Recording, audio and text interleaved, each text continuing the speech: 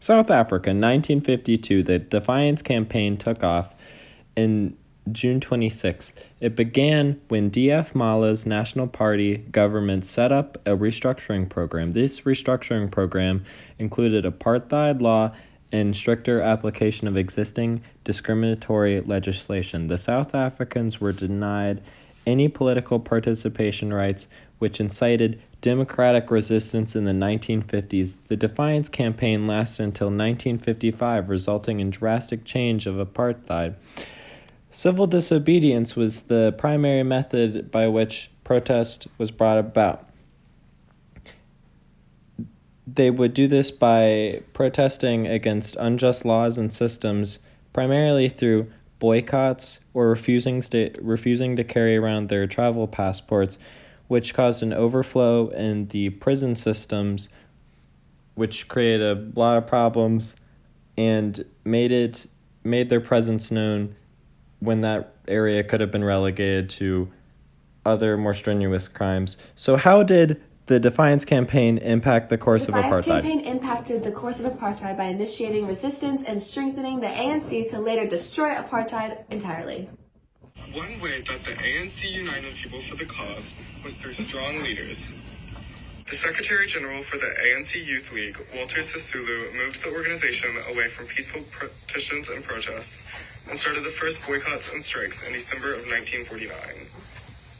The surprise victory of the National Party in 1948 caused more stricter laws to be put into place and enforcement was increased. New amendments were added to the Immorality Acts, and the Separate Representation of Voters Bill was passed in 1951, disenfranchised colored voters. The ANC was also strengthened with added support from the South African Indian Conference, or SAIC. On April 6, 1952, white South Africans celebrated John van Riebeck's arrival to the Cape in 1652. The ANC and SAIC called for it to be a day of prayer and boycotted all festivities. Mass rallies were held in all larger cities and some rural areas. On June 26, 1952, the Defiance Campaign officially launched.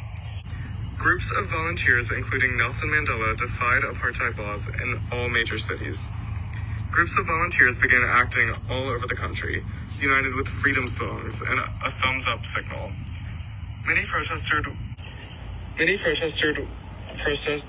were arrested for being in areas without passes, entering white entrances at train stations and post offices, and sitting on white benches. By mid-December, 8,057 people had been arrested. Although some may consider the Defiance Campaign a defeat because it did not overturn the unjust apartheid laws that it wanted to, it was a success in the sense that it advanced resistance against apartheid overall. By the time the campaign was suspended, the ANC and SAIC still remained and were stronger than before. ANC membership grew from 7,000 to 100,000 and became a national organization of the people.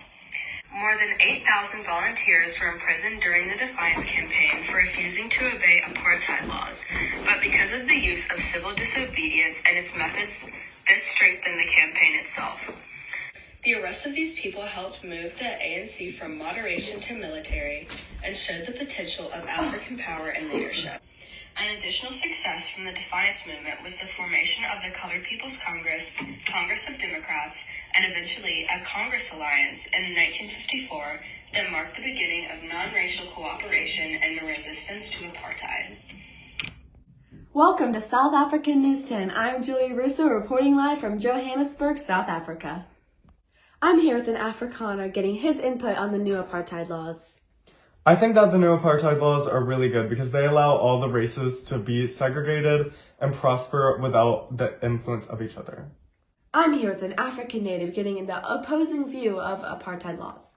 These laws limit our native people because the government does not supply us with the same resources to prosper that they do the Afrikaners. Thank you for watching. Hopefully this documentary gave you insight on both views of apartheid laws.